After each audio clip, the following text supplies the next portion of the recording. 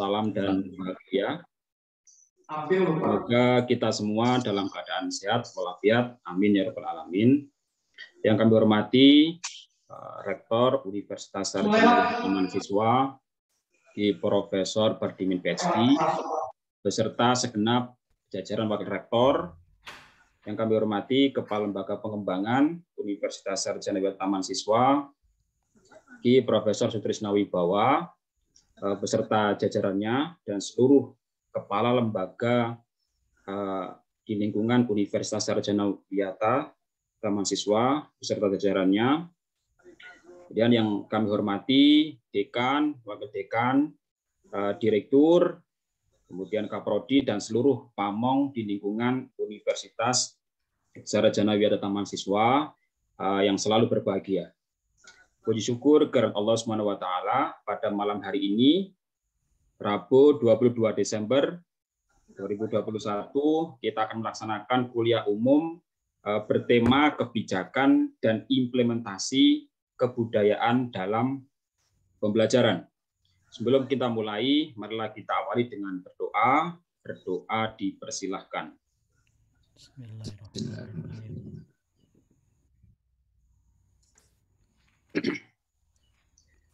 Cukup, terima kasih. Selanjutnya, marilah kita lantunkan lagu Indonesia Raya dan Himne Taman Siswa. Bapak dan Ibu dimohon mengikuti.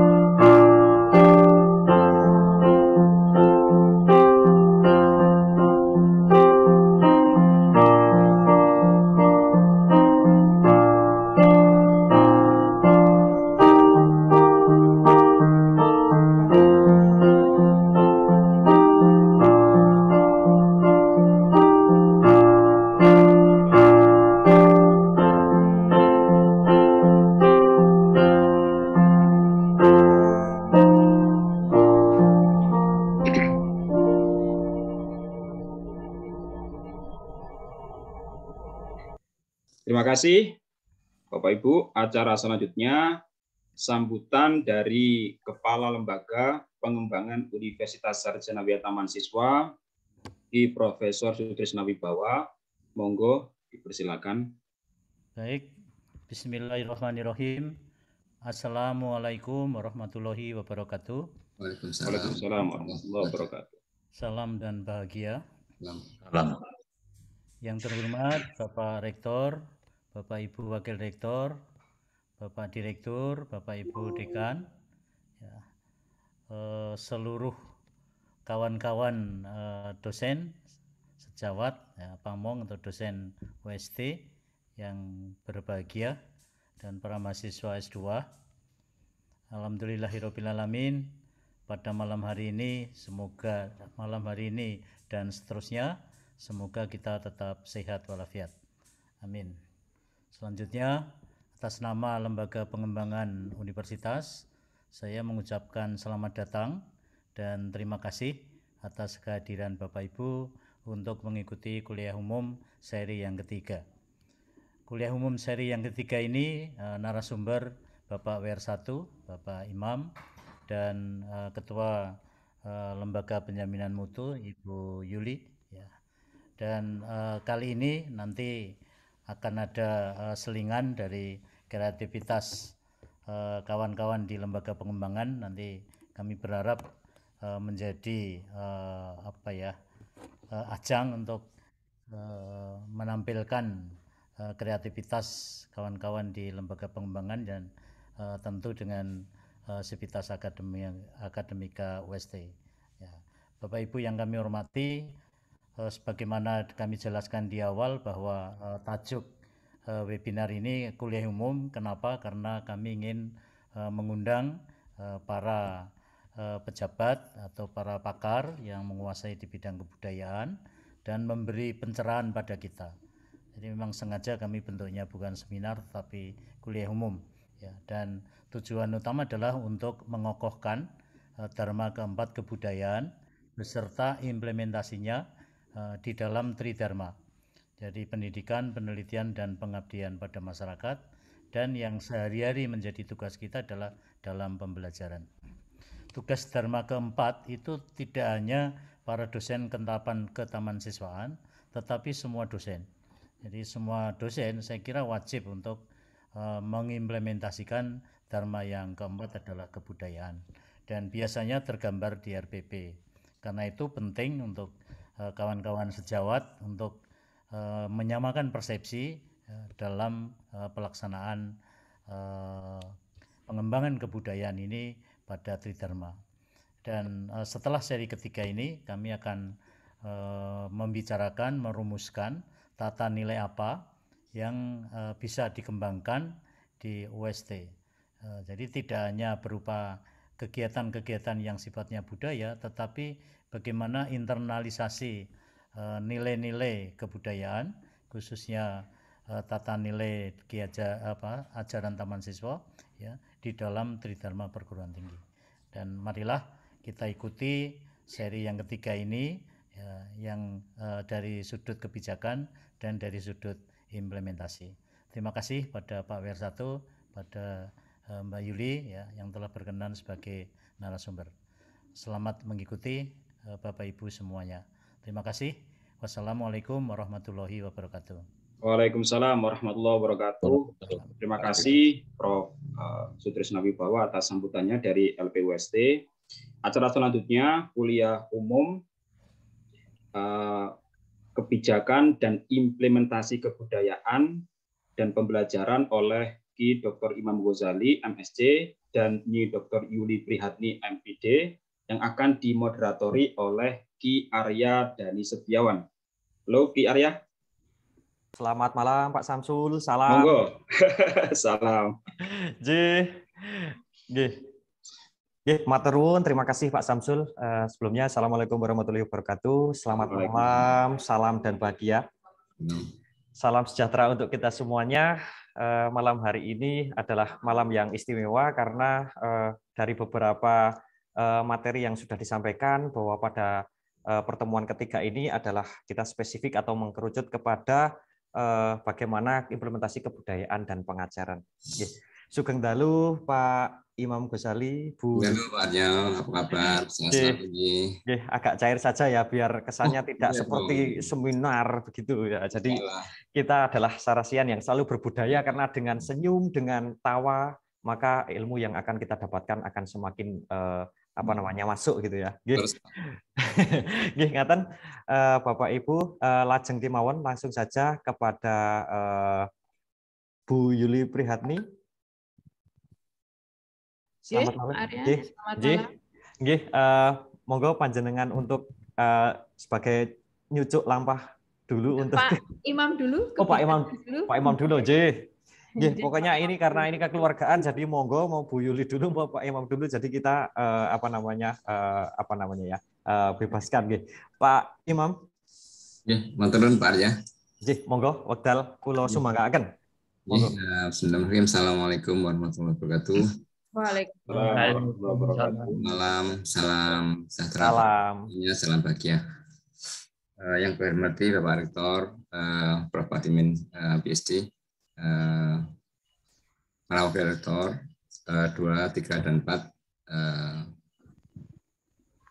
para pejabat struktural, mulai dari kepala lembaga, ada Prof. Tris, ada Bu Yuli, ada Bu Ati, para dekan dan direktur Pasarjana dan jajarannya, serta teman-teman dosen UST yang kami hormati secara hadir di Zoom ini. Saya sangat bahagia sekali karena pada semester ini ada kuliah yang khusus gitu, dan nampaknya silabusnya sudah disusun mengalir gitu. Dan nampaknya perjalanannya dan eksekusinya sangat lancar sekali gitu. Namun yang belum kita ketahui itu berapa SKS kuliah ini bobotnya. Dan karena ini sudah pada putaran terakhir, itu nanti nggak tahu apakah setelah UAS untuk program sarjana dan program magister selesai, itu kemudian UAS untuk ini saya nggak tahu bentuknya seperti apa. Nanti kita tunggu progres ini. Jadi mudah-mudahan kegiatan ini sangat seperti tadi yang disampaikan, itu memberi penguatan kita terhadap pemahaman kita terhadap institusi kita, bahwa kita itu berbeda dengan institusi yang lain, karena kita tidak hanya tirtadharma tapi adalah caturtharma, yaitu menambahkan satu dharma, yaitu kebudayaan. Jadi nanti karena ini silabusnya seperti itu, dan ini namanya think teaching gitu. Tadi pagi dan kemarin kita diskusi dengan Bu Yuli, segmen apa atau bagian mana yang saya ambil itu sudah satu bahasa gitu. Mudah-mudahan nanti saya mengatakan apa yang disampaikan oleh sesi 2 nanti Bu Yuli. Kemudian yang kedua, barangkali saya nanti harus off sebelum jam 9 karena harus koordinasi dengan Bapak Rektor di Jakarta. Oleh sebab itu nanti kami pertanyaan-pertanyaan barangkali kan juga bisa pada Bu Yuli. Baik, kami mulai Bapak-Ibu sekalian. Kami sudah coba share screen di sini. Share screen. Ada ya? Sebentar. Oke, sudah. Mudah-mudahan sudah kelihatan ya? Sudah. Jadi sampun, seperti itu. Kenapa? Sampun. Ya. Jadi seperti itu, bahwa topik ketika ini adalah kebijakan dan implementasi kebudayaan dalam pembelajaran, dan kami sudah membagi tugas. Saya bicara kebijakannya dan Bu Yuli yang bicara implementasinya lebih luas begitu. Bapak sekalian, ini saya mulai dari pemahaman UST kita. Jadi sebagai sejauh mana kita tuh memahami hakikat dari institusi kita itu. Jadi mengapa sih UST berkomitmen dalam pengembangan kebudayaan itu dapat kita telusur dalam 5 poin ini. Jadi, karena pertama adalah UST itu didirikan oleh Ki Hajar Dewantara, yang merupakan salah satu organ atau dari Taman Siswa, yang mestinya juga mempunyai peran yang sama, yaitu sebagai wahana Ki Hajar untuk mewujudkan cita-citanya untuk membangun masyarakat yang tertib, damai, salam, dan bahagia. Jadi seni USD sebagai organ dari Taman Mahasiswa itu yang apa ya dirumuskan atau digambarkan sebagai Badan Perjuangan Kebudayaan. Jadi Badan Perjuangan Kebudayaan dan Pembangunan Masyarakat yang melakukan pendidikan dalam arti luas sebagai sarana membangun masyarakat tertib, damai, dan selam dan bahagia. Jadi ini apa diskusi ini sangat apa namanya berulang kali disampaikan gitu. Sehingga ini perlu kita pahami betul bahwa kita itu bukan hanya apa sebagai perguruan tinggi yang mendidik dalam arti mencerdaskan bangsa, tapi bisnisnya dalam kehidupan bangsa itu akan berbeda, karena mencerdaskan kehidupan bangsa itu sangat tujuannya itu tidak hanya pengembangan kompetensi, tapi juga membudayakan bangsa kita. Misi Taman Mahasiswa yaitu yang dirumuskan sebagai melestarikan dan mengembangkan kebudayaan nasional Indonesia, mewujudkan kenasionalan dan mewujudkan masyarakat adil, makmur, berdasarkan Pancasila. Jadi ini saya ambil dari buku Taman Mahasiswa karangan Prof. Kemudian dalam buku itu juga sekarang dalam karya Ki Hajar, lupa saya ada pendidikan disebut disebut bahwa pendidikan adalah tempat di mana benih-benih kebudayaan yang hidup dalam masyarakat bangsaan dan kebudayaan disemai agar unsur-unsur peradaban dan kebudayaan tersebut tumbuh sebaik-baiknya dan dapat diteruskan kepada generasi ke generasi.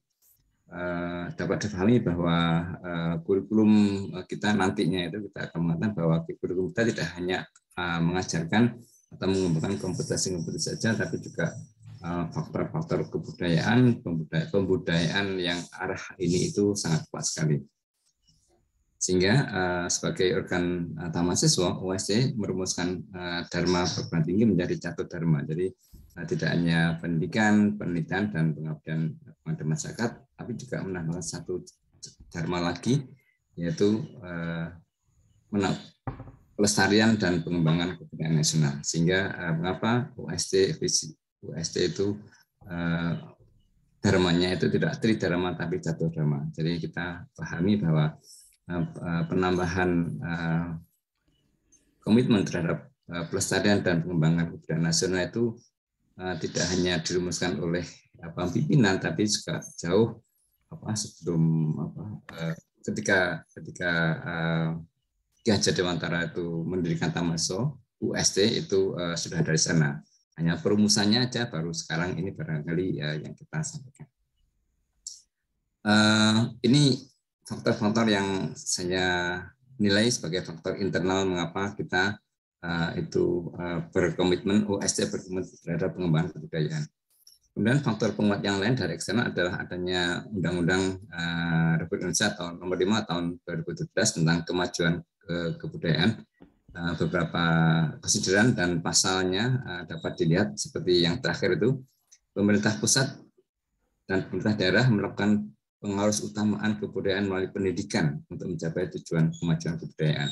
Jadi ini adalah suatu himbauan dan keharusan ini melakukan pengarus utamaan kebudayaan melalui pendidikan. Jadi ketika kita mendidik, kita tidak hanya mendidik tapi juga mengembangkan kebudayaan juga. Jadi faktor-faktor ini yang saya ambil dari Undang-Undang Republik Indonesia Nomor 5 ini memberi penguatan bahwa komitmen USD terhadap pengembangan kebudayaan yang dituangkan dalam Dharma keempat itu sudah sangat tepat. Saya tidak baca semuanya. Kemudian berikutnya, jadi di sini Pak Imam, kalau di slideshow gimana, Pak Imam? Ini slideshow bukan? Bukan, belum. Belum. Mungkin di slideshow. Masih halaman pertama, Pak Imam. Belum bergerak, Pak Imam, sejak tadi. Oh, belum bergerak. Berarti ada permasalahan kalau gitu. Atau Mas Ian aja yang sana. Ini mungkin saya yang. Oh, iya. Mas Ian? Saya stop share.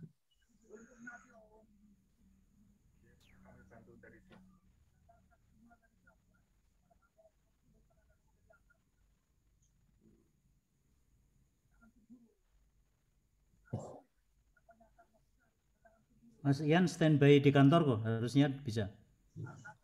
Atau saya ulang lagi, barangkali. Ya, ada ini Mas Ian. Mas Ian siap ya? Siap. Ada masalah Mas Ian sama saya. Oke. Oke, sudah. Oke. Terus Mas Ian, next. Berikutnya. Oke. Jadi kebijakan tentang kebudayaan dalam pengajaran di USC itu dapat dirunut seperti ini. Jadi kebijakan yang sangat luas, yang sangat grand design itu ada dituangkan dalam statuta kita yang terakhir ada statuta 2020 dan kemudian ini diturunkan, dijabarkan ke dalam Restra yang disusun ini yang terakhir adalah yang Restra 2021 sampai 2025. Kemudian kebijakan yang lebih apa ya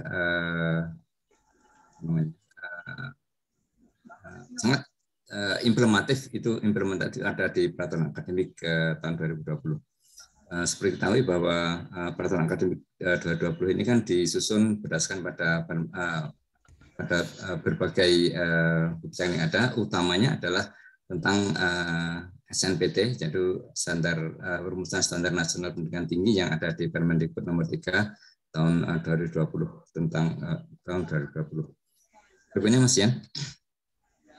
Jadi dari sana kalau kita lihat itu mulai dari visi sampai akhir itu sangat kental sekali komitmen kita terhadap pengembangan kebudayaan itu. Jadi pertama dari visinya juga unggul dalam memuliakan dan mencerdaskan kehidupan bangsa. Jadi kan tidak hanya mencerdaskan mahasiswa, tapi kehidupan bangsa. Ini kan berkaitan dengan bagaimana membudayakan bangsa itu berdasarkan ajaran mahasiswa. Nah, kemudian sekali lagi mahasiswa tadi kan visinya adalah sebagai wahana untuk menebarkan kebudayaan yang bertujuan untuk membangun masyarakat yang tertib, damai, salam dan bahagia. Kemudian visi ini juga dituangkan dalam beberapa butir dan pasal dan sebagainya. Salah satu dalam misinya adalah yang misi 4 adalah melaksanaan pelestarian dan pengembangan kebudayaan nasional. Jadi konsisten sekali terhadap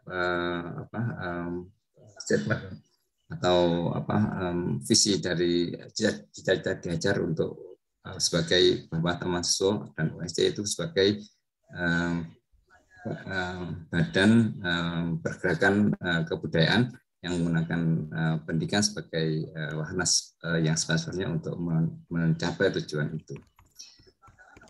Berikutnya Mas Ian, next please. Nah ini juga tujuan USC juga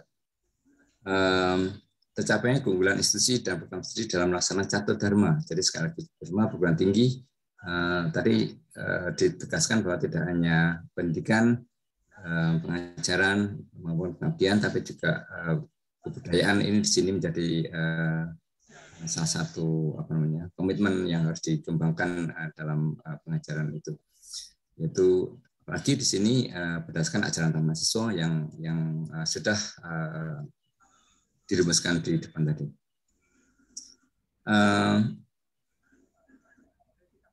Dapat dilihat lagi dalam bab 2 ketenagaan. Jadi dosen wajib melaksanakan pendidikan dan pengajaran, penelitian, pengabdian dalam masyarakat serta pelestarian dan jadi tujuan itu juga ditegaskan lagi dalam kewajiban bahwa semua dosen itu harus.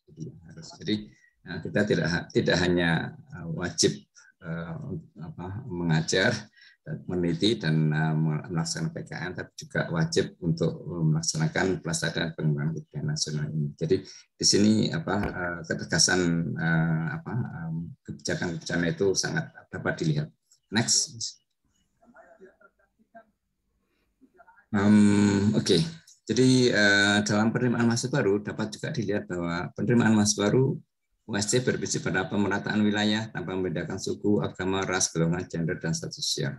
Jadi ini juga salah satu bentuk bahwa kita itu mengapresiasi semua budaya nasional, tidak kesukuan dan sebagainya itu terlihat di sini. Jadi kita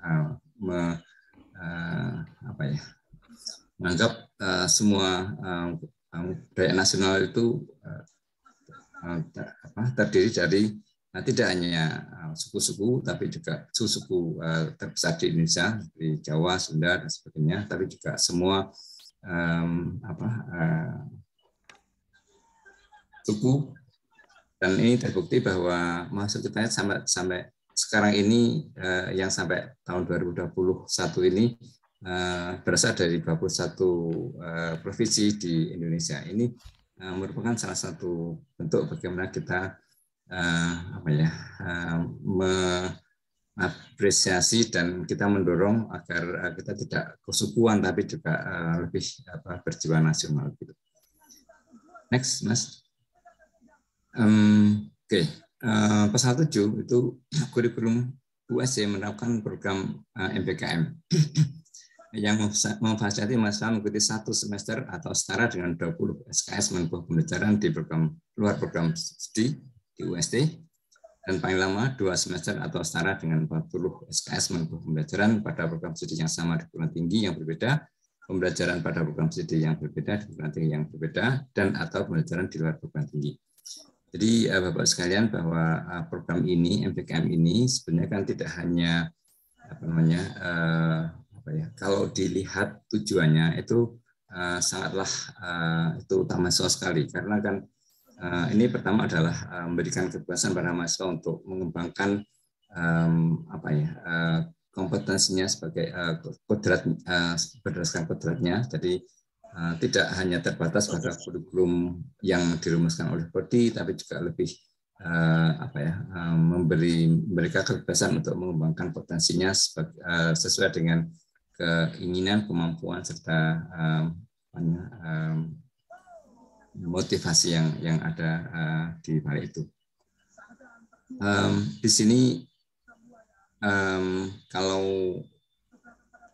dari beberapa pelaksanaan MPKM yang sudah ada, jadi ketika mahasiswa belajar di perguruan tinggi yang lain dan sebagainya itu, bahwa pemahaman terhadap budaya lain itu sangat besar sekali. Jadi ketika mahasiswa itu dikirim belajar di perguruan tinggi yang lain, mereka tidak hanya belajar mata kuliah yang sesuai dengan kurikulum, tapi juga di luar itu, karena mereka juga berinteraksi dengan mahasiswa setempat, maka ada interaksi budaya yang di sana yang sangat bermanfaat untuk mengembangkan soft skill dan rasa keindonesiaan. Jadi barangkali salah satu tujuan dari MPKM ini adalah untuk membangun istilahnya kan pelajar Pancasila begitu. Jadi tidak yang bisa memahami kebinekaan dan sebagainya. Ini kan praktek bagaimana kita menerapkan pengembangan budaya nasional yang sangat efektif sekali. Selain memberikan keleluasaan pada mahasiswa untuk mengembangkan potensinya sesuai dengan minatnya. Jadi ketika mereka di UST, mereka melihat bahwa ada kemungkinan dapat mengembangkan diri lebih daripada apa yang dipelajari di Prodi itu, mereka dapat mengembangkan atau memilih untuk mengambil beberapa SKS atau program studinya di perguruan tinggi lain. Dan bahkan untuk mengembangkan potensinya, untuk mengembangkan soft skill-nya dan sebagainya, mereka dapat juga menempuh sebagian dari SKS itu tidak hanya di perguruan tinggi, tapi juga di Dudika, jadi dunia industri, dunia kerja, Dudika, dunia industri dan kerja. Dengan demikian ini merupakan salah satu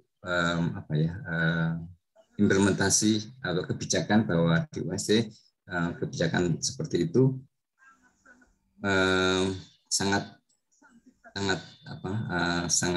didukung dan bisa difasilitasi dalam sistem. Materinya kok tidak berubah ini Pak Imam? Nah, sudah. Ini dari operator.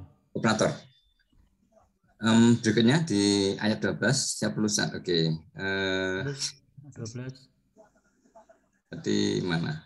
Oke. Ini 12 nih. 12, oke. Oke, ini sebelumnya barangkali ya. Agak repot ya. Iya. Sebelum ini, Pak Imam. Ya, sebelumnya. Ya. Oh ya, ya. Oke.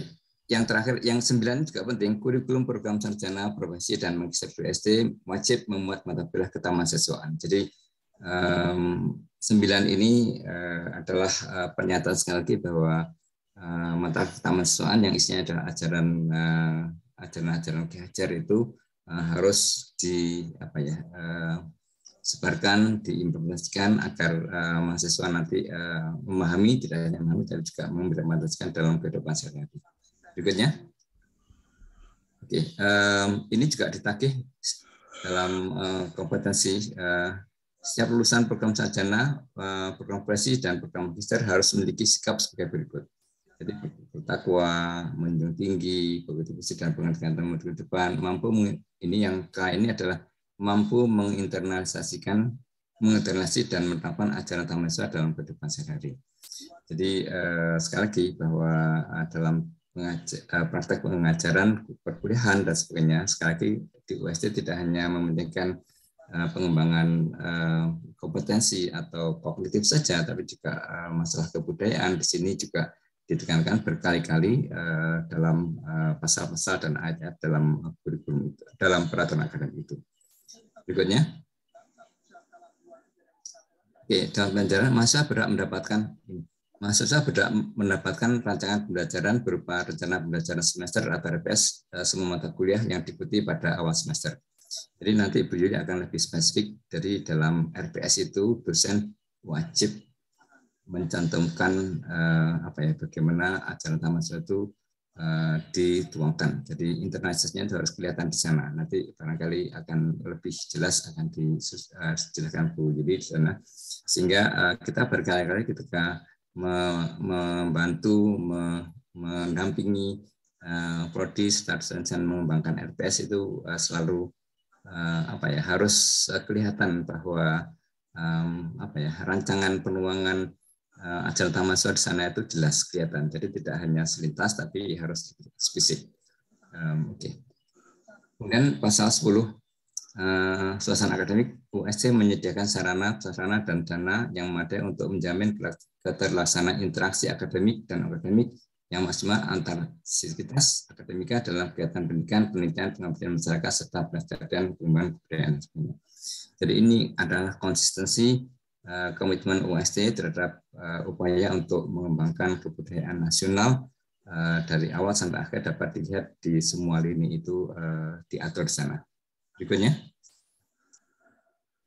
Oke, yang sangat kental sekali yang barangkali jarang dipahami adalah bahwa KKN itu merupakan salah satu wahana bagaimana mahasiswa itu selain mereka itu membaur dengan masyarakat, berbudaya dan mengembangkan budaya dan sebagainya, tapi juga mereka juga mencoba untuk mengamalkan ajaran mahasiswa di masyarakat. Jadi ini sesuai dengan visi misi di atas. Jadi mahasiswa tidak hanya dapat memahami, tapi juga dapat menerapkan dalam kehidupan sehari-hari. Dan juga kalau ada 3N itu dapat niroke dan nularke. Nularke artinya dapat mendiseminasikan, menularkan pada orang lain. Jadi KKN merupakan mata kuliah wajib program sarjana dengan 4 SKS yang dikeluarkan. Jadi bentuknya KKN, tapi isinya itu adalah ajaran-ajaran tentang bagaimana kita membudayakan mahasiswa agar lebih berbudaya. Berikutnya. Oke, terakhir ini juga kode etik di sini pada butir ketiga lebih spesifik ya, kode etik sebagaimana dimaksud pada ayat 1 mengacu pada nilai-nilai luhur ajaran mahasiswa dan peraturan perundang-undangan. Jadi sekali lagi bahwa di UST itu pembelajaran atau pengajaran yang dilaksanakan itu tidak hanya bertumpu atau menekankan pada pengembangan kognitif atau keterampilan seseorang, tapi juga mahasiswa, tapi juga masalah bagaimana kita membudayakan mereka agar mereka lebih berbudaya nasional seperti itu. Barangkali itu yang kami sampaikan. Sudah selesai kan, Mas? Next. Ampun, Pak. Sampun. Masih monggo nanti kalau ada pertanyaan nanti kita diskusikan. Sebenarnya nanti penerapan di bidang penelitian dan juga penelitian nanti juga mestinya juga ada. Begitu yang kami sampaikan. Terima kasih Pak Arya dan Bapak sekalian. Monggo tanggapannya kita tunggu. Terima kasih.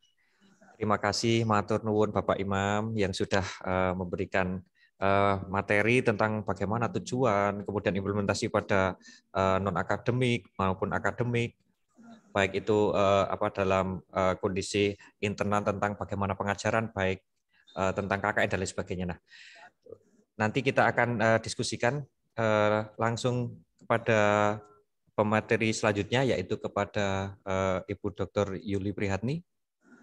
Halo Bu Yuli. Salam Pak Arya. Salam Bu Yuli. Terus pundi sehat-sehat? Alhamdulillah. Alhamdulillah. Lajeng kemawon Bu Yuli, monggo waktu dan tempat saya persilakan. Monggo. Baik, terima kasih Pak Arya. Sebelumnya Assalamualaikum warahmatullahi wabarakatuh. Salam dan bahagia. Salam. Bapak Rektor yang kami hormati, Bapak Ibu para Wakil Rektor yang kami hormati, Prof. Tris yang kami hormati, Bu Ati, Kepala LP2M yang kami hormati, Bapak Ibu Dekan yang kami hormati, dan Bapak Ibu seluruh peserta kuliah umum yang kami hormati. Terima kasih pada kesempatan malam hari ini saya diberi kesempatan untuk memberikan materi terkait dengan kebijakan dan implementasi kebudayaan dalam pembelajaran. Tadi sedikit sudah cukup banyak sudah dibahas oleh Pak Imam kaitannya dengan kebijakan kebudayaan dalam pembelajaran. Memang saya diberi tugas untuk menjelaskan implementasinya.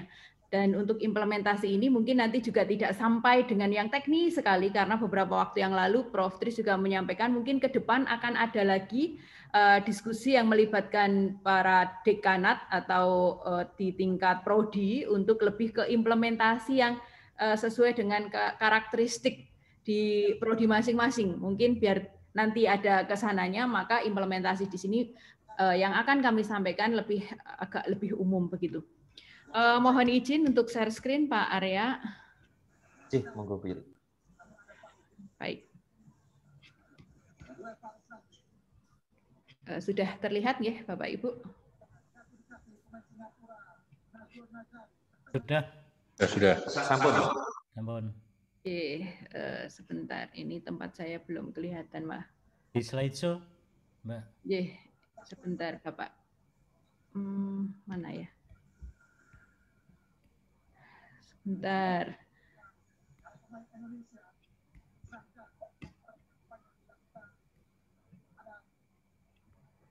Mohon izin sebentar karena ternyata belum keluar.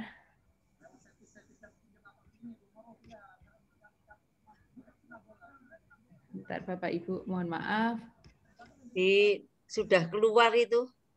Sudah, cuman di tampilan saya tidak bisa keluar, tapi hanya seperti ini. Mungkin Bapak Ibu kalau tidak di slideshow sementara seperti ini nggak apa-apa ya?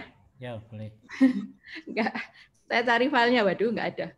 Baik, Bapak Ibu, kaitannya dengan implementasi kebudayaan dalam pendidikan dan pengajaran, tentunya tadi tidak lepas dari kebijakan yang sudah disampaikan oleh Pak Imam. Begitu, jadi memang kenapa implementasi kebudayaan ini diterapkan dalam pendidikan dan pengajaran? Karena memang sudah ada peraturan-peraturan ataupun kebijakan-kebijakan yang ada di UST yang menjadi dasar pelaksanaannya. Jadi kalau misalkan kita lihat UST sendiri, karena merupakan perguruan tinggi yang ada di bawah Persatuan Taman Siswa atau sekarang Majelis Luhur Persatuan Taman Siswa, tentunya apa yang menjadi visi dari UST tidak lepas dari visi Taman Siswa, yaitu sebagai badan perjuangan kebudayaan dan pembangunan masyarakat yang menggunakan pendidikan dalam arti luas untuk mencapai cita-citanya, yaitu masyarakat yang tertib, damai, salam, dan bahagia.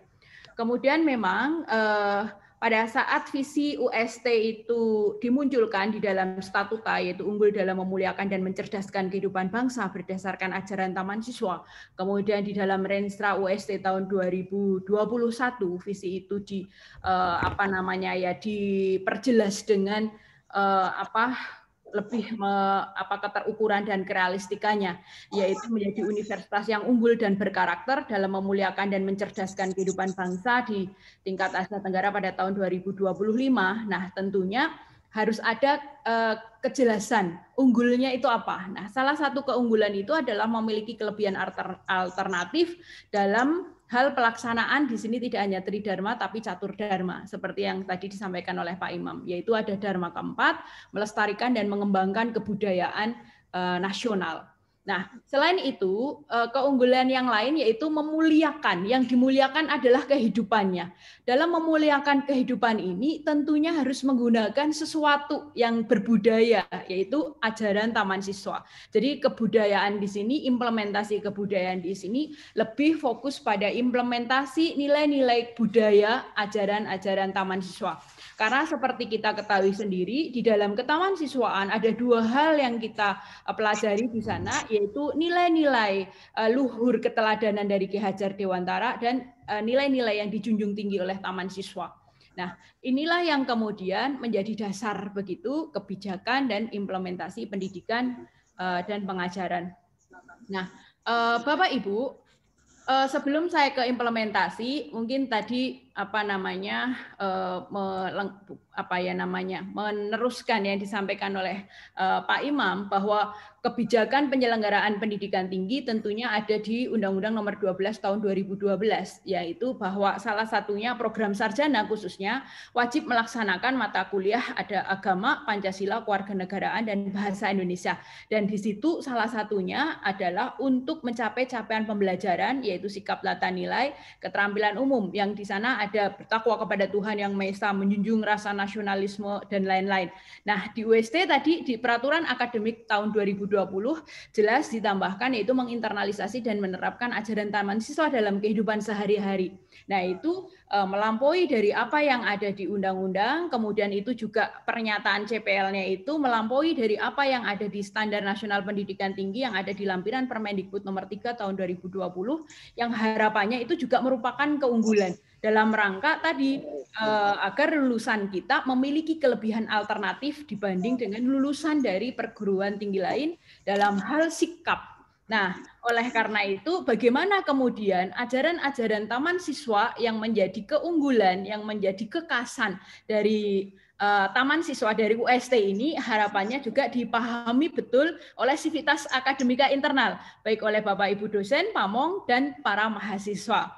Nah, oleh karena itu kemarin 2 pertemuan sudah banyak yang membahas terkait dengan pendidikan, kemudian kebudayaan yang kaitannya dengan ajaran taman siswa. Nah, untuk implementasi ini mungkin nanti sedikit kami juga akan menyinggung konsep walaupun tidak terlalu banyak karena ini dijadikan sebagai dasar dalam hal menjelaskan kaitannya dengan implementasi kebudayaan dalam pendidikan dan pengajaran. Baik, Bapak Ibu, kaitannya dengan pendidikan dan pengajaran itu sendiri, jadi kalau kita kaitkan, jadi sebelum ke implementasi, sedikit saja ini hanya konsep, tidak terlalu banyak, kaitannya dengan pemikiran Ki Hajar tentang pendidikan dan pengajaran.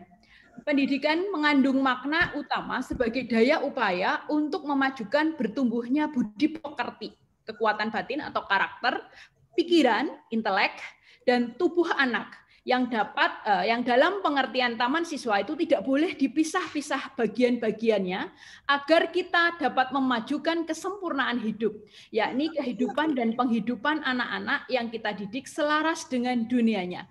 Jadi di sini jelas bahwa pendidikan lebih mengandung pada daya upaya memajukan tumbuhnya budi pekerti, pikiran, dan tubuh anak. Nah, oleh karena itu, di sini juga dijelaskan bahwa pendidikan yaitu tuntunan di dalam hidup tumbuhnya anak. Pendidikan menuntun segala kodrat yang ada pada anak-anak agar mereka sebagai manusia dan sebagai anggota masyarakat dapat mencapai keselamatan dan kebahagiaan yang setinggi-tingginya. Nah, di sini yang ketiga, bahwa pendidikan adalah usaha kebudayaan. Oleh karena itu, bahwa bagaimana implementasi pendidikan di dalam kebudayaan di dalam pendidikan dan pengajaran, ini jelas bahwa pendidikan merupakan usaha kebudayaan yang bermaksud memberikan tuntunan di dalam hidup tumbuhnya jiwa raga anak-anak agar kelak dalam garis-garis kodrat pribadinya dan pengaruh segala keadaan yang mengelilingi dirinya, anak-anak dapat kemajuan dalam hidup lahir batin menuju ke arah adab kemanusiaan. Jadi di sini memang Ki Hajar membedakan antara pendidikan dan pengajaran. Istilah pengajaran ini kebetulan belum tertulis ya. Jadi memang pendidikan dalam bahasa Belanda itu opvoeding atau menuntun segala kodrat yang ada pada diri sang anak tadi untuk mencapai keselamatan dan kebahagiaan yang setinggi-tingginya. Sedangkan pengajaran adalah onderwijs, yaitu pendidikan dengan cara memberikan pengetahuan dan kecakapan hidup yang kedua-duanya berfaedah untuk kemajuan anak didik kita. Oleh karena itu, bagaimana kemudian pengajaran ini sebetulnya adalah bagian dari pendidikan. Sedangkan pendidikan merupakan usaha kebudayaan. Jadi kalau kita kaitkan ya memang kalau begitu ya kebudayaan di sini ruang lingkupnya salah satu yang ada adalah pendidikan dan pengajaran. Nah, karena pendidikan merupakan usaha kebudayaan yang di situ juga menuntun segala kodrat yang ada pada diri sang anak, maka apa yang disampaikan oleh Ki Hajar, jadikan setiap tempat adalah sekolah dan jadikan setiap orang adalah guru. Oleh karena itu dalam melaksanakan pendidikan tentunya kita mengenal istilah tri sentra pendidikan atau tri pusat pendidikan yang kemarin sudah dijelaskan oleh pemateri sebelumnya. Nah, kemudian di sini kaitannya dengan pendidikan itu sendiri. Nah, kalau kita kembali ke visi Taman Siswa tadi, bahwa sebagai badan perjuangan kebudayaan dan pembangunan masyarakat menggunakan pendidikan dalam arti luas sebagai sarana. Maka pendidikan di sini sebetulnya adalah sebagai sarana atau medium atau media atau perantara untuk mencapai cita-cita yang masyarakat tertib, damai, salam, bahagia tadi. Oleh karena itu, bagaimana pendidikan ini sebagai media ini agar bisa berjalan efektif begitu, itu harus diperjelas. Nah, di dalam ajaran Taman Siswa ini, pendidikan adalah alat perjuangan di bidang kebudayaan, seperti yang saya jelaskan di awal, sebagai alat perjuangan di bidang kebudayaan dan kemasyarakat dalam arti yang seluas-luasnya. Jadi pendidikan di sini bukan pendidikan dalam arti sempit, tetapi dalam arti yang seluas-luasnya. Nah, di sini bisa dijelaskan implementasinya, yaitu bahwa alat usaha dan cara pendidikan itu harus sesuai dengan kodratnya keadaan. Jadi kalau misalkan kita kaitkan dengan sekarang, yang apa yang disampaikan oleh Ki Hajar bahwa pendidik itu harus punya karakter seperti juru tani. Tidak membeda-bedakan anak didik, tetapi berusaha mendidik anak didiknya itu tumbuh sesuai dengan potensinya. Tumbuh sesuai dengan karakteristik minat dan bakatnya, dengan jiwa merdeka dan memiliki jiwa mandiri. Seperti halnya juru tani dalam merawat tanaman. Tanaman padi menjadi padi yang subur, tanaman jagung menjadi jagung yang subur, bagaimana tanaman itu betul-betul dirawat, dihilangkan rumput-rumputnya, dipupuk, kemudian diberi air yang cukup begitu. Oleh karena itu tidak merubah tanaman padi menjadi jagung atau sebaliknya, tetapi bagaimana padi itu yang mungkin tadinya cungkring begitu bisa tumbuh subur sesuai dengan potensinya. Jadi di sini lagunya Didi Kempot tidak berlaku. Nandure pari jebul tukule suketeki itu tidak berlaku. Karena yang berlaku di sini adalah bagaimana menuntun segala kodrat yang ada pada diri sang anak, bagaimana memerdekakan anak, mengembangkan potensi yang ada dalam dirinya, seperti halnya juru tani. Oleh karena itu, alat usaha dan cara pendidikan itu harus sesuai dengan kodratnya keadaan. Sekarang kodratnya anak-anak seperti apa, keadaannya seperti apa, usahanya seperti apa. Tentunya metode, model pembelajaran itu menyesuaikan dengan karakteristik materi pelajarannya, menyesuaikan karakteristik anak didiknya sesuai dengan tahap perkembangannya. Dan misalkan mahasiswa ini juga harus disesuaikan. Apakah mahasiswa S1, S2 untuk anak SMP, SMA, SD, tentunya untuk usaha-usaha ini harus disesuaikan. Nah, pendidikan di sini dilakukan secara humanis, memanusiakan manusia. Tidak membanding-bandingkan antara peserta didik satu dengan peserta didik lain, mahasiswa satu dengan mahasiswa yang lain. Tetapi bagaimana yang kita bandingkan adalah kemampuan dari mahasiswa atau peserta didik sebelum mereka mendapatkan pengajaran atau pendidikan sampai dengan mereka setelah mendapatkan pengajaran atau pendidikan. Perbedaannya di mana? Nah, ini justru pendidikan lebih humanis. Tidak membandingkan antara satu anak dengan anak yang lain, bahwa kamu harus sama seperti dia, maka yang dibandingkan adalah bagaimana kamu nanti setelah mendapat pengajaran, apa yang bisa ditingkatkan dari diri sang anak itu tadi. Sehingga pembelajaran lebih humanis dan pembelajaran memerdekakan. Kemudian, sebagai alat perjuangan pendidikan juga harus memperhatikan adat istiadat. Adat istiadat kaitannya dengan kebudayaan ini, adat istiadat rakyat tidak luput dari pengaruh zaman dan tempat, tidak tetap dan selalu berubah. Oleh karena itu, anak didik harus dibekali dengan budi pekerti dan nilai-nilai karakter yang kuat. Hal ini sebagai pondasi dalam menghadapi perkembangan zaman yang akan datang. Nilai-nilai budi pekerti ditanamkan, dikuatkan begitu. Kemudian untuk memahami garis hidup yang tetap dari suatu bangsa, perlu dipahami zaman yang telah lalu. Ini apa yang ditulis oleh Ki Hajar. Menjelmanya menjadi zaman sekarang dan membayangkan zaman yang akan datang. Artinya benang merah sejarah bangsa. Dan ini perlu diperhatikan oleh kita semua, mengimplementasinya. Bagaimana? Yaitu bahwa pendidikan yang dilaksanakan harus mampu memupuk rasa kebangsaan, cinta pada Ibu Pertiwi, yang merupakan unsur fundamental dalam mempersatukan bangsa. Dan dalam pengaruh interaksi antar bangsa dapat dengan mudah terjadi akibat pergaulan modern. Harus disikapi dengan waspada. Ini pesan Ki Hajar. Untuk dapat memilih mana yang baik dan yang merugikan bagi kemuliaan hidup. Oleh karena itu, kemudian kita perlu menerapkan teori trikon. Ini juga sudah dibahas dalam materi kemarin. Bahwa konvergensi kita tidak boleh menutup diri dari budaya luar, kita boleh yang mengambil budaya luar untuk masuk ke dalam budaya bangsa kita selama budaya itu mampu mengembangkan budaya bangsa kita, mampu meningkatkan harkat budaya kita. Tetapi konsentris dalam memilah dan memilih budaya asing atau budaya luar yang masuk ke dalam budaya bangsa kita, kita harus berpegang teguh dengan budaya bangsa kita sendiri. Hanya budaya-budaya yang sesuai dengan kebudayaan bangsa kita yang bisa masuk. Kontinu dalam satu sisi budaya itu harus dilestarikan dari satu generasi ke generasi yang lain. Tetapi di sisi yang lain bahwa budaya itu harus diteruskan, dikembangkan, mengikuti perkembangan zaman.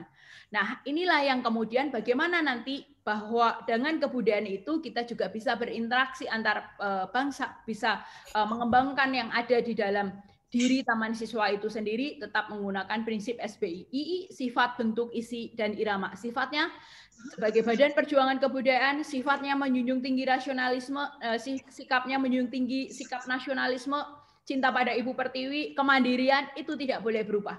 Tetapi bentuk, isi, iramanya boleh berubah mengikuti perkembangan zaman. Oke. Kemudian, bagaimana pendidikan di Taman Siswa dilaksanakan? Baik, Bapak Ibu, kaitannya dengan pendidikan karena merupakan bagian dari kebudayaan, maka pendidikan di Taman Siswa dilaksanakan menggunakan sistem Among. Apa itu sistem Among? Sistem Among adalah sebuah sistem yang jiwanya kekeluargaan, sendinya adalah kodrat alam dan kemerdekaan. Dalam sistem Among ini, menurut cara berlakunya disebut dengan Tut Wuri Handayani. Jadi sistem Among, jiwanya kekeluargaan. Artinya apa? Bahwa di dalam proses pendidikan, di dalam proses pengajaran harus berjiwa kekeluargaan. Suasana pembelajaran dibuat senyaman mungkin. Pendidikan yang menyenangkan. Ada interaksi antara pamong, antara dosen dengan mahasiswa, antara guru dengan murid, dengan pembelajaran yang nyaman, pembelajaran yang menyenangkan, jiwanya kekeluargaan. Sendinya adalah kodrat alam, karena tadi secara kodrati anak didik, mahasiswa memiliki potensi antara satu dengan yang lain yang berbeda-beda, memiliki kekhasan karakteristik peminatan bakat yang antara satu dengan yang lain berbeda-beda. Maka bagaimana secara kodrat alam ini dalam proses pendidikan ini juga harus memperhatikan potensi anak didik. Bersendikan kodrat alam dan kemerdekaan. Kemerdekaan di sini tadi bahwa pendidikan di Taman Siswa dilaksanakan memerdekakan. Pendidikan itu untuk memerdekakan dilaksanakan agar anak didik merdeka batinnya, merdeka tenaganya, dan merdeka pikirannya. Nah, bagaimana kemudian dalam proses pembelajaran itu dilaksanakan dengan sistem Among ini, maka harapannya bahwa pendidikan yang tadi menuntun segala kodrat yang ada pada diri sang anak untuk mencapai keselamatan dan kebahagiaan yang setinggi-tingginya itu bisa tercapai. Karena pada saat pembelajaran dengan sistem Among, tentunya ini adalah pembelajarannya lebih humanis, memanusiakan manusia. Pembelajarannya menyenangkan, pembelajarannya memerdekakan, mengembangkan seluruh potensi. Begitu juga dengan guru, begitu juga dengan pendidik. Karena dalam asas taman siswa yang ke-7, dengan suci hati tanpa menuntut suatu hak berhamba pada sang anak. Disinilah kita memberikan pendidikan, pengajaran kepada anak didik dengan suci hati, dengan tulus ikhlas, dan kita juga bersedia untuk mengorbankan diri, yaitu memberikan atau melakukan pengembangan diri agar kita juga bisa menyesuaikan dengan kebutuhan anak didik. Pada saat sekarang dengan teknologi informasi yang begitu pesat, bagaimana pembelajarannya kita mau tidak mau juga harus menyesuaikan. Yang tadinya tidak paham IT mau tidak mau, karena dalam proses pendidikan anak didik kita memerlukan itu, maka dengan suci hati kita juga harus bersedia untuk berani berubah begitu, belajar juga dalam rangka untuk memenuhi kebutuhan anak didik kita. Nah, di dalam sistem Among ini, anak didik atau mahasiswa dijadikan sebagai pusat pembelajaran atau pusat pendidikan. Oleh karena itu, bagaimana kemudian pembelajaran yang ada di kelas, implementasinya nanti disesuaikan dengan mata kuliah yang diampu oleh Bapak Ibu itu, menggunakan model-model pembelajaran yang memang di situ fokusnya berpusat pada mahasiswa. Melibatkan mahasiswa untuk berdiskusi, melibatkan mahasiswa untuk menemukan atau memecahkan masalah.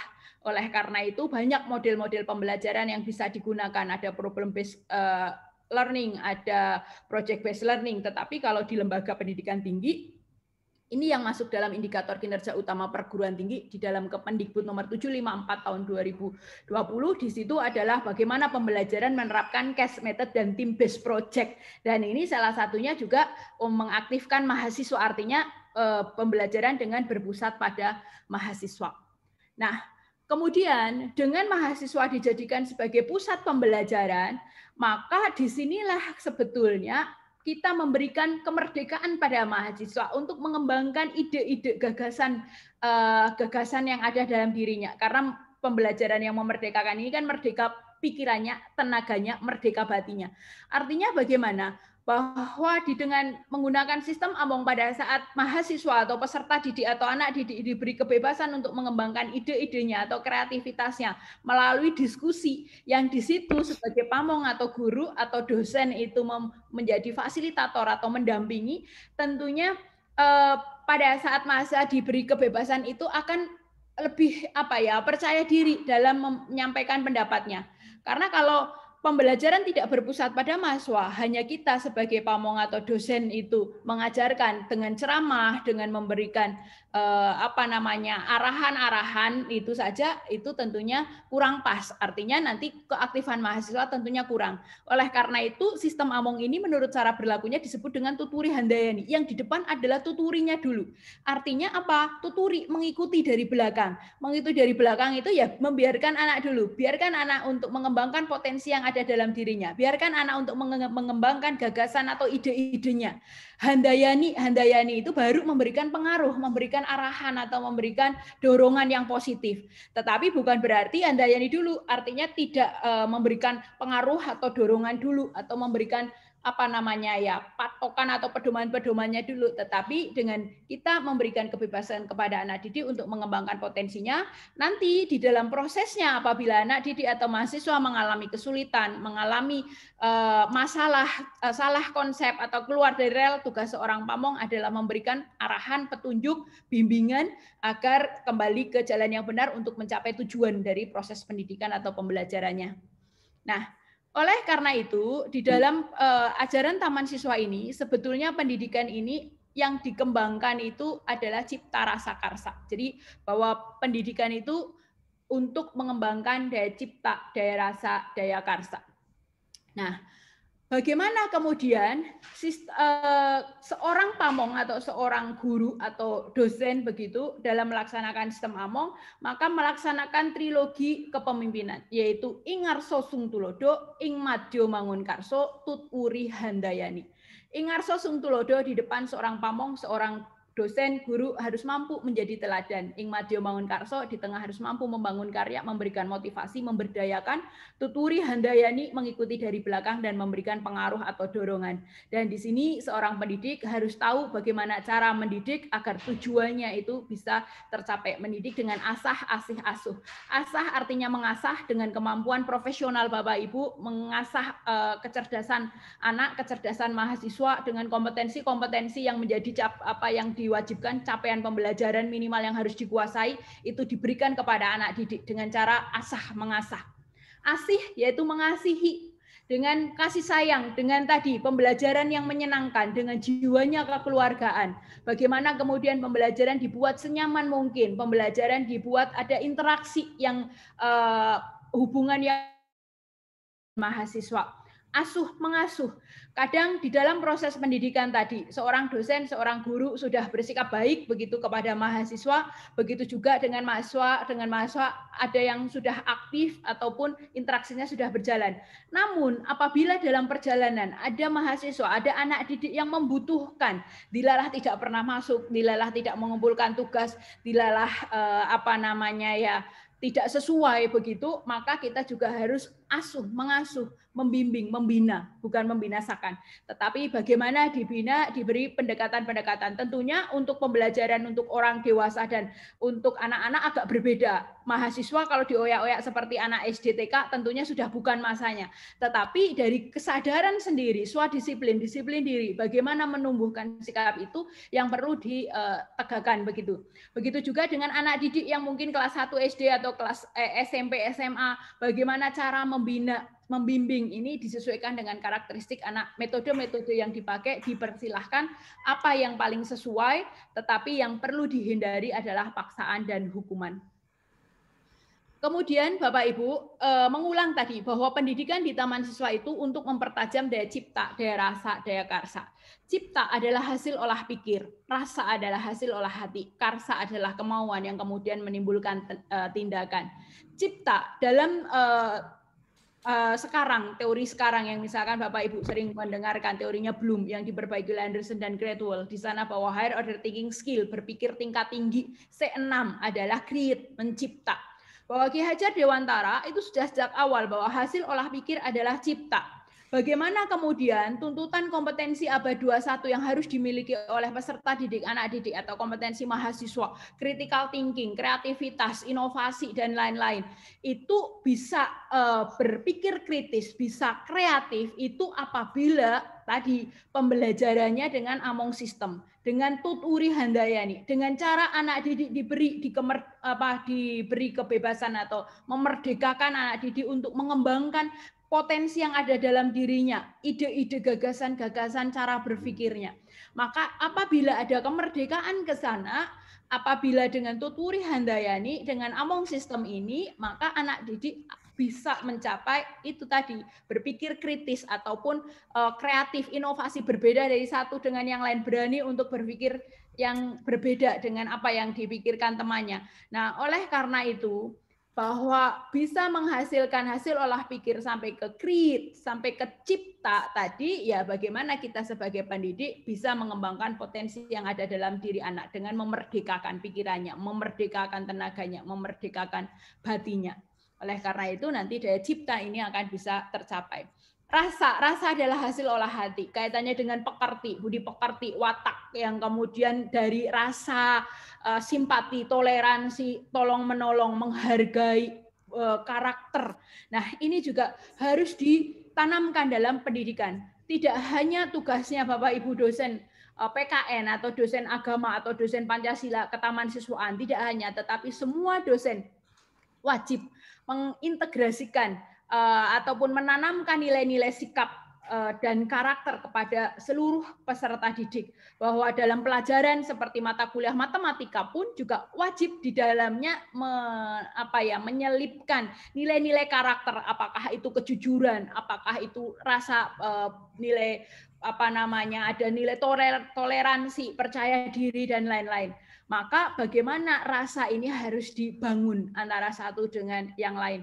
Apalagi menghadapi situasi sekarang di dalam arus atau teknologi informasi yang tidak bisa terbendung, kita tidak bisa menyaring mana berita benar, mana berita yang hoax begitu. Bagaimana rasa yang misalkan ada bencana yang sekarang seolah-olah tidak ada rasa kepedulian satu dengan yang lain. Nah, ini jadi PR kita sebagai pendidik. Bagaimana di dalam proses pendidikan itu tetap harus bisa membangkitkan nilai rasa itu. Nilai rasa yang yang tetap harus dibangkitkan, karena manusia yang membedakan dengan makhluk yang lain salah satunya ada nilai rasa perikemanusiaan, rasa saling menghargai, rasa satu dengan yang lain, satu dalam suka, satu dalam duka. Bagaimana kemudian rasa ini yang menjadikan persatuan kesatuan bangsa kita, yaitu rasa nasionalisme tentunya.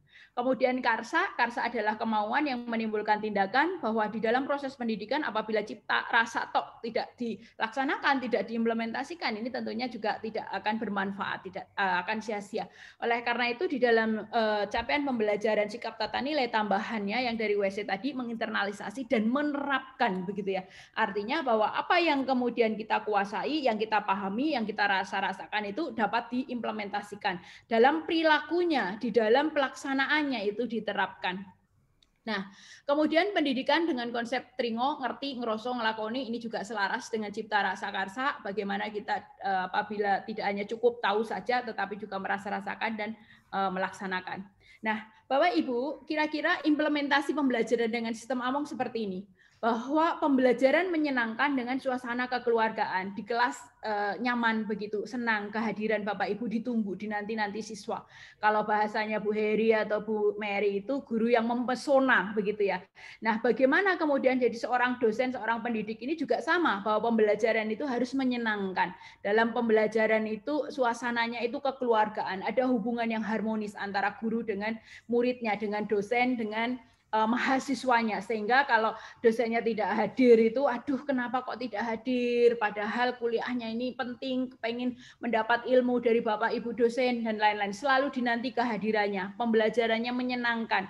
Kemudian memberikan kemerdekaan kepada sang anak, merdeka pikiran, merdeka batinnya, merdeka tenaganya. Tentunya di sini menggunakan berbagai model pembelajaran yang berpusat pada mahasiswa atau berpusat pada anak didik. Kalau di perguruan tinggi sekarang yang diarahkan adalah case method dan team based project atau problem based learning juga bisa.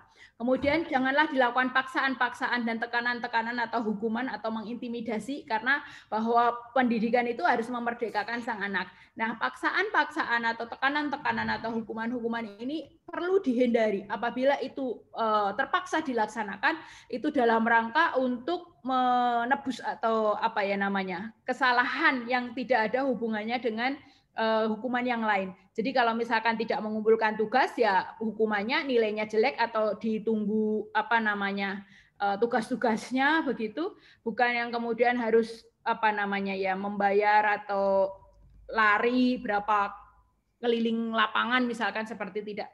Jadi memang bukan sifatnya yang shock terapi, tetapi memang untuk kesalahan-kesalahan, menebus kesalahan-kesalahan yang sesuai tadi. Kemudian pembelajaran memperhatikan potensi dan karakteristik anak didik. Kalau di dalam kemahasiswaan tentunya mahasiswa itu masuk ke prodi itu sudah spesifik, misalkan fisika, matematika, atau IPA. Harapannya itu sudah sesuai potensinya, tetapi di prodi sendiri karena kita memiliki profil yang beberapa ya, profilnya ada yang misalkan kalau di prodi ekonomi mungkin jelas menjadi, kalau yang apakah jadi manajer atau mau menjadi misalkan pemasaran atau menjadi yang lain. Nah, tentunya sesuai dengan profil ini, memerdekakan potensi ini. Tetapi juga ada yang kewirausahaan dan lain-lain. Nah, pembelajaran dengan memperhatikan potensi ini tentunya antara pendidikan dasar sampai perguruan tinggi itu agak berbeda. Pada saat pendidikan dasar, kenapa kemudian semua mata pelajaran ada? Karena di situ sebagai dasarnya ilmu pengetahuan. Misalkan di SD itu ada berapa bidang, 5 bidang atau 6 bidang ke SD-an yang harus diberikan. Nah, pada saat itu diberikan, tentunya anak didik itu ada yang memang pintar matematika, ada yang pintarnya melukis, ada yang pintarnya itu IPS hafalannya. Nah, disinilah yang kemudian dari pendidikan dasar ini mulai diamati potensi masing-masing. Nanti pada saatnya pendidikan yang akan datang atau kelanjutannya, dan ini harus ada komunikasi antara orang tua dengan murid. Bagaimana kemudian anak didik ini kecenderungan potensinya. Dan juga bukan berarti misalkan anak didik yang pintar ngetik itu jadi juru ketik, tetapi potensi apa lagi yang bisa dikembangkan dari situ. Tidak berhenti dari ketikanya, oh ternyata kemampuannya, wawasannya arahnya kemana dan lain-lain, sehingga dari kecil misalkan itu sudah diketahui potensinya, itu akan lebih mudah untuk mengarahkan. Misalkan kelak dia akan menjadi akuntan, ya akuntan yang bijak, misalkan kelak menjadi dosen, ya menjadi dosen yang baik, atau kelak menjadi pemimpin, ya pemimpin yang menerapkan tadi trilogi kepemimpinan dan lain-lain. Kemudian dengan pendidikan yang berjiwa, dengan sistem Among ini, pembelajaran dan pendidikan dilaksanakan dengan sistem Among ini, maka metode yang digunakan banyak macamnya. Memang kalau apa yang ditulis oleh Ki Hajar ini sifatnya seperti metode ini ada banyak hal ya, seperti metode pengajaran. Kalau metode pengajaran artinya ya ulang huruf begitu. Tetapi yang dihindari adalah perintah dan paksaan hukuman. Kalau misalkan metode memberi contoh atau menjadi contoh, atau misalkan kalau misalkan kita kaitkan dengan pengetahuan, ada faktual, konseptual, dan prosedural. Misalkan prosedural itu kan juga ada contoh langkah-langkah yang harus dilakukan, maka ya langkah-langkah itu yang diikuti. Kalau misalkan itu merupakan pembiasaan atau misalkan seperti budi pekerti tadi, berarti ada pembiasaan dan keteladanan. Kalau itu praktikum, tentunya juga berbeda lagi. Nah, oleh karena itu metode ini memang betul-betul diserahkan kepada Bapak Ibu guru atau pamong atau dosen, disesuaikan dengan karakteristik anak dan karakteristik materi pelajarannya. Tentunya untuk mengajarkan seni rupa, mengajarkan fisika, mengajarkan di pertanian berbeda satu dengan yang lain. Nah, dengan demikian maka harapannya hasil dari pembelajarannya ini akan lebih maksimal, yaitu tujuan pendidikan tercapai, dapat mempertajam daya cipta, rasa karsa, dan menghasilkan anak didik yang kreatif. Kemudian Bapak Ibu, pendidikan dilaksanakan dengan proses atau pendekatan 3N, niteni, niroke, nambai. Niteni itu adalah menandai menggunakan keseluruhan panca indera dengan seksama. Jadi kalau misalkan kita definisi seperti observasi, kalau menggunakan maca indera mata ya kita dengan mengamati. Tetapi kalau misalkan mahasiswa PKK memasak itu biasanya dengan indera membau, penciuman ya, bahwa oh ini bumbunya sudah harum, artinya sudah matang, sudah pas dan lain-lain. Itu maka menggunakan keseluruhan panca indera yang ada. Jadi bisa mengamati, bisa menyimak. Dalam bahasa Indonesia, misalkan Pak Heru dalam mengajarkan bahasa itu biasanya anak didik atau mahasiswa akan menyimak. Bahkan dalam bahasa Inggris kadang mendengarkan dalam melafalkan huruf-huruf bahasa misalkan begitu. Nah, inilah proses niteni. Jadi niteni itu menggunakan keseluruhan, menandai menggunakan keseluruhan panca indera. Bahkan di situ ada proses penalaran pada saat kita itu mengingat-ingat di dalamnya. Artinya kita, oh ini begini caranya dan lain-lain. Kemudian niroke atau niroake, yaitu menirukan apa yang diajarkan melalui model, contoh, yaitu melalui proses. Jadi niroke di sini, kalau misalkan pelajaran atau matematika itu biasanya ada langkah-langkah untuk menyelesaikan masalah. Kalau itu di teknik, misalkan di teknik mesin, biasanya ada pengetahuan prosedural. Niroke apa yang sudah ada SOP-nya ini loh, langkah 1, apa langkah 2, langkah 3. Begitu juga di dalam fisika, misalkan pada saat kita ingin melakukan percobaan itu biasanya menggunakan langkah-langkah seperti yang sudah pernah dilakukan oleh para ahli sebelumnya. Nah, disinilah maka proses niroke sesuai contoh. Misalkan lagu di seni itu misalkan ya niroke cara memahat garis ini caranya gini, kalau teknik ini caranya bagaimana. Itu baru tahap niroake. Tetapi ini bukan selesai di sini, tetapi nambai di sini adalah menambah apa yang telah dipelajarinya. Bahwa menambah apa yang dipelajarinya, tentunya apa yang menjadi dasar tadi, apa yang menjadi contoh tadi harusnya sudah dikuasai dulu. Jadi kalau bagaimana kemudian di dalam Nambahi ini ada sesuatu yang baru, inovasi, mencipta, membuat, mendesain, mengimprovisasi. Nah, Nambahi di sini tentunya akan bisa dilaksanakan apabila tadi anak didik diberi kesempatan untuk mengembangkan potensi, ada inovasi, ada sesuatu yang berbeda dari satu dengan yang lain. Apabila pembelajarannya dengan sistem Among atau dengan menurut cara berlakunya disebut Tuturi Handayani. Karena pada dasarnya kalau misalkan pengajaran itu tidak sampai dengan Nambahi, yang ya cuma sampai niroke aja, menggarap ujian ya seperti soal-soal yang dicontohin dosennya.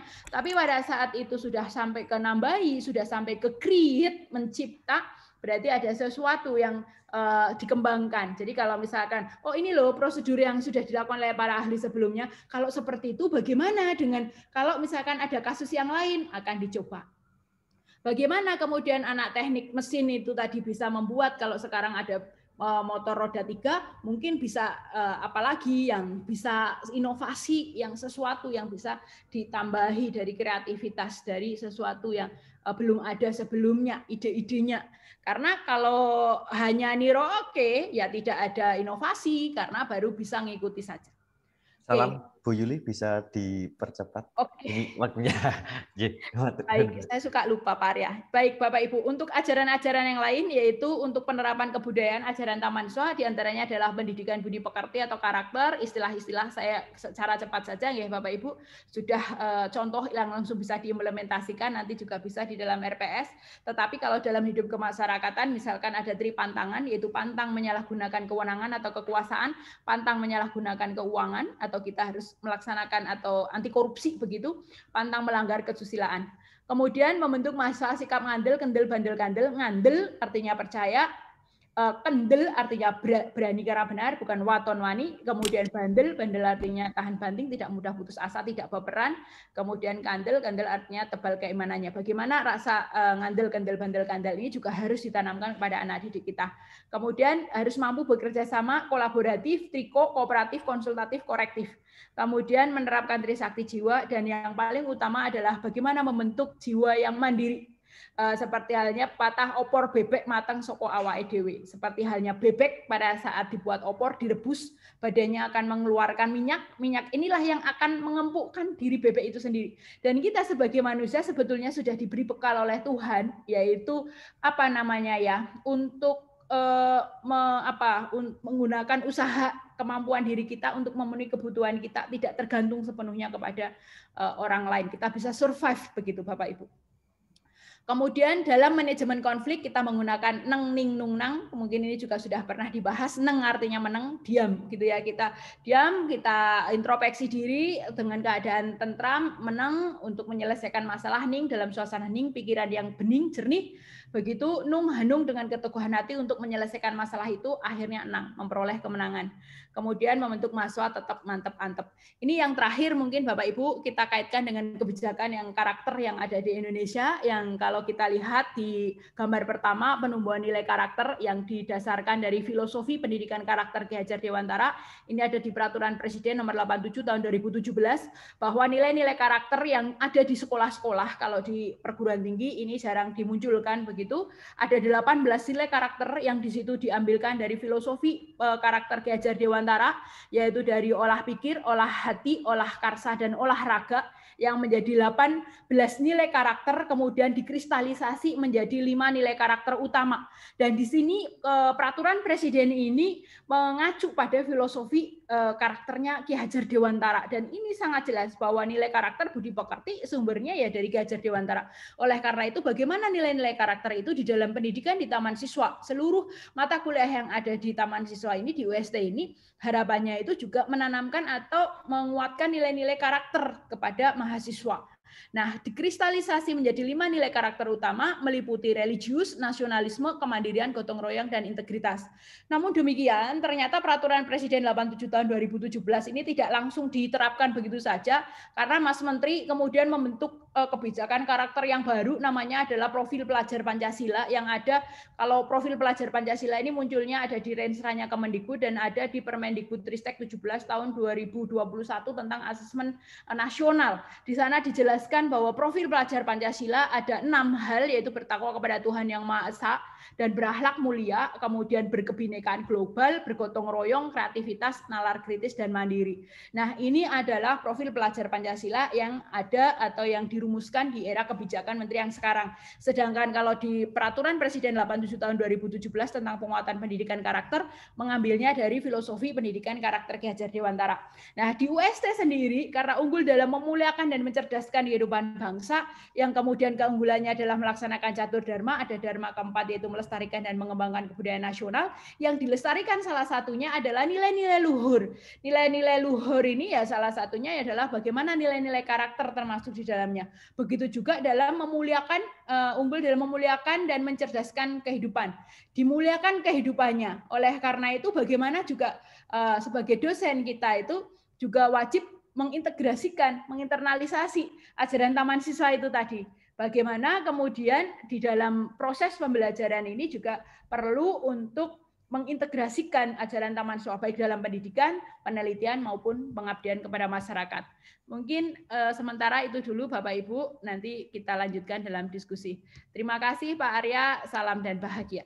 Salam. Baik. Wah, Bu Yuli ini dengan semangatnya dan selalu semangat ya dari dulu sampai sekarang. Bu Yuli kalau menjelaskan saya itu apa namanya ya, secara pribadi itu senang banget gitu ya.